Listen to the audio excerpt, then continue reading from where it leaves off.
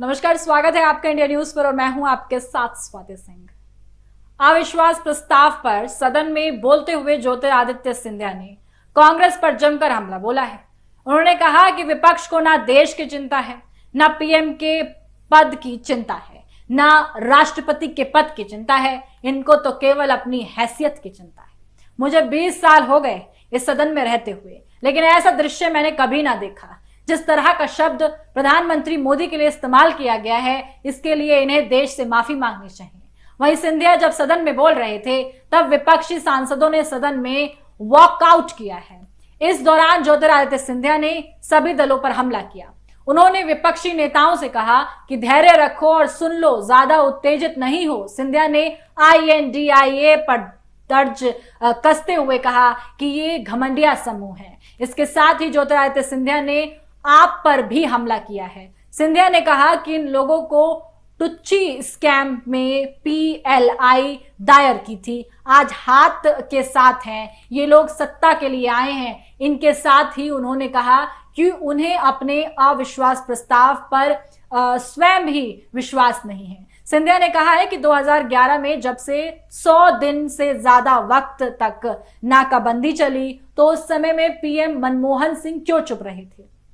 ये कैसी रणनीति है जो इनकी अवसरवादी सोच है, उनका पर्दाफाश पूरे देश की जनता के सामने रखना जाना चाहता हूं।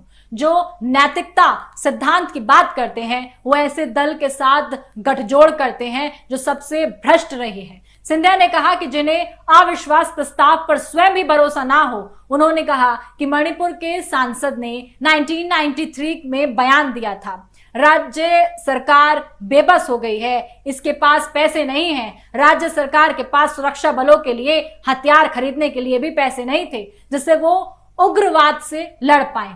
कृपया सोचिए, मणिपुर भारत का हिस्सा है, यह पूरे देश पर असर डालेगा। शायद कांग्रेस के नेता को इन शब्दों को सुनना चाहिए था।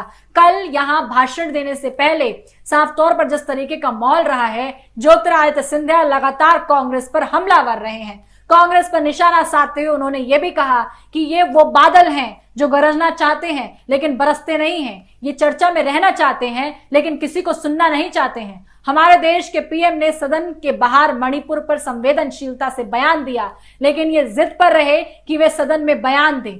गृह मंत्री ने इस बारे में बयान दिया, लेकिन उन्हें गृह मंत्री की भी बात नहीं सुननी है। उन्होंने आगे कहा कि 1993 में जब मणिपुर की जातीय हिंसा में 750 लोगों की जान गई थी, तब तत्कालीन PM नरसिम्हा राव जी ने सदन के अंदर मौन व्रत क्यों धारण किया हुआ था।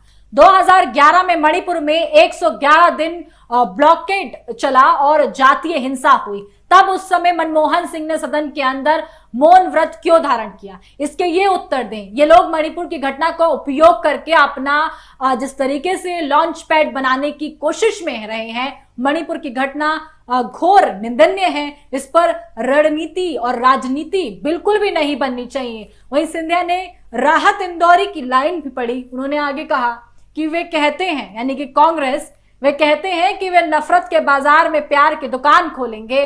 उनकी दुकान भ्रष्टाचार और झूठ, तुष्टीकरण और अहंकार की है। वे केवल दुकान का नाम बदलते हैं, लेकिन उत्पाद वही रहता है। इस दौरान उन्होंने राहत इंदौरी का एक शेर भी बोला। उन्होंने कहा कि नए किरदार सामने आते जा रहे हैं, खेल वही पुराना चल रहा है।